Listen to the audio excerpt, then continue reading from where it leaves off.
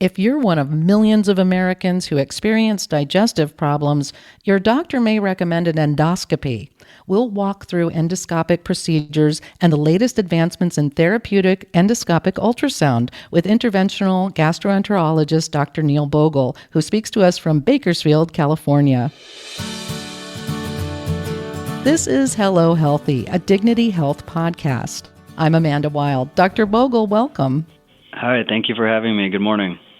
An endoscopy is a way to look at your body's digestive system. Can you please describe that procedure? Sure. So we do endoscopic procedures for various reasons. The most common procedures that we do is regular endoscopy or an upper endoscopy, and then also we very commonly perform a colonoscopy. So an upper endoscopy looks at the upper part of your GI tract. This includes your esophagus, stomach, and the first part of your small intestine.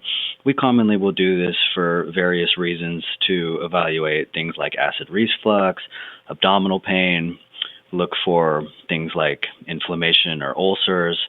And sometimes if people are having gastrointestinal bleeding, then we will also do an upper endoscopy to try to find out why and hopefully fix it. And then more commonly, we actually perform colonoscopies. Colonoscopy is the top-line test to screen for colon cancer. And we do this by performing a colonoscopy. We look for little growths in your colon called polyps. These are precancerous growths that percentage of them can turn into cancer. And if we find them, then we remove them. So those are the reasons we do them, and how they work is we use small flexible scopes called an endoscope or a colonoscope, and then we either go through your mouth doing an upper endoscopy, or we will go rectally for a colonoscopy and slowly advance to try to where we need to go and evaluate what we need to do. And generally, patients are sedated for these procedures. So it sounds like we should not expect to experience pain with these procedures. For the most part, people do not experience pain. Depending on the types of sedation people do, there are various levels of sedation you can have. If you're doing this in an outpatient setting, commonly something called conscious sedation is used, which is like a twilight sedation. Occasionally, people will have a little bit of discomfort during this, but we can usually adjust our medications appropriately to try to take care of this quickly. You talked a little bit about what kind of conditions require an endoscopy, and I have read that digestive problems are becoming more and more common. Is there a reason for that surge in digestive problems? Yes, it is definitely becoming more common. I do feel that a lot of the changes in digestive issues is likely related to the advent and increasing use of things like processed foods. So 100 or more years ago, almost no food was processed. Everything was natural, farm to table.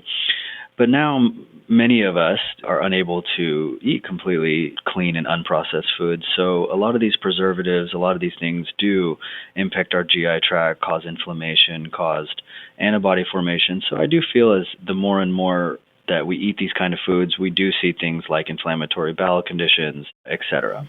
What is interventional endoscopy? Does that help with those conditions?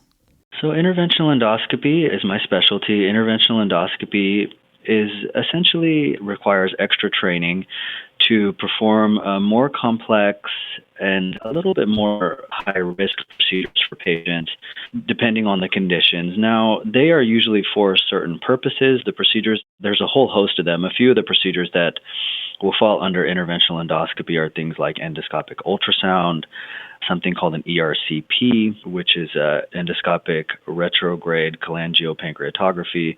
And these essentially are procedures where we commonly are looking at the pancreas, at the bile ducts, at the liver, and at the gallbladder. And if people have problems with these organs, such as stones, such as cancers, then we can identify these things, we can take samples of them, and often we can treat these conditions as well. So are you saying that interventional endoscopy prevents more invasive procedures later on? That is exactly right. So it's still considered minimally invasive as we're not doing surgery, cutting from the outside. So as interventional endoscopy has picked up over the last 10 or 20 years, definitely will limit the number of major operations that patients have. If you have a bile duct stone, then we can remove that endoscopically, as opposed to someone needing like a common bile duct exploration, which is quite a big procedure. We also can do various techniques with endoscopic ultrasound to drain cysts, to drain collections, to drain abscesses that in the past needed extensive and morbid procedures. So that is the goal of interventional endoscopy, is to hopefully limit the amount of large operations patients may need. You mentioned therapeutic endoscopic ultrasound procedure. I know that's one of the most advanced forms of GI endoscopy. Can you describe what that is? Sure. This is a passion of mine, is therapeutic or interventional endoscopic ultrasound. And endoscopic ultrasound is we use a scope that has an ultrasound probe on it, and this lets us look at outside of the luminal GI tract. So, we can be within the stomach, but look at things like the pancreas, or we can be in the small intestine and look at things like the bile ducts, look at things like the gallbladder.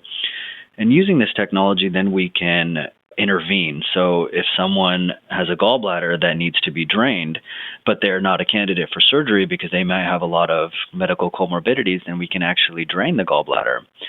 Or if someone has a big pancreatic cyst that's causing a lot of symptoms, which commonly will happen after pancreatitis, then we can actually drain those cysts with the ultrasound to try to help that and prevent surgery.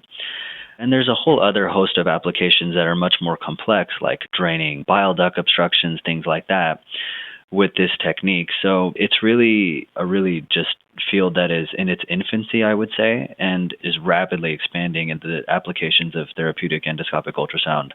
The future is extremely bright for it. With all these advancements happening so rapidly, what new gastroenterology procedures are you planning to bring to Bakersfield? Well, that is the main reason I came back to Bakersfield. I'm a Bakersfield native, and I lived away for many years, and then I recently moved back after training for interventional endoscopy. The reason I came back is for many years, a lot of these procedures have not been offered here, and so many of our local patients have been referred 2 to 4 hours away, separated from their families and not able to stay in their hometown. So hopefully I can bring some of these procedures here. Procedures that I have already started doing here are things like endoscopic ultrasound guided liver biopsy. I am doing other endoscopic ultrasound procedures if people have a Roux-en-Y gastric bypass, but they end up getting bile duct problems. In that situation, you don't have access to the bile duct in our normal way. So I can actually create a conduit to get back to the bile duct and do this all endoscopically.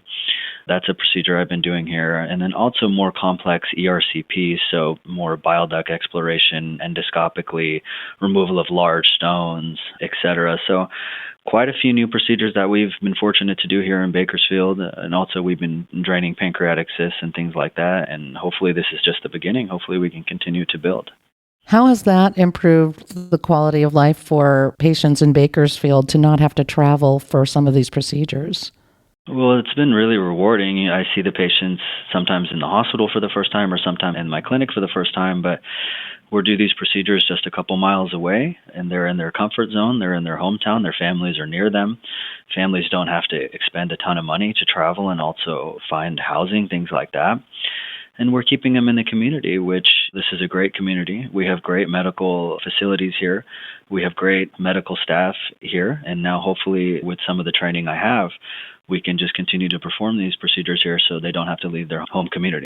It's very inspiring that you come back as a native to help transform things, to make things better for people in your community. Thanks so much for giving us some great insight into the wonderful wide world of endoscopy. Thank you. I really appreciate it. Thank you for having me. For more information, please visit www.dignityhealth.org/Bakersfield. If you found this podcast helpful, please share it on your social media and check out our full podcast library for topics of interest to you. Thanks again for listening to Hello Healthy, a Dignity Health podcast. I'm Amanda Wild. Be well.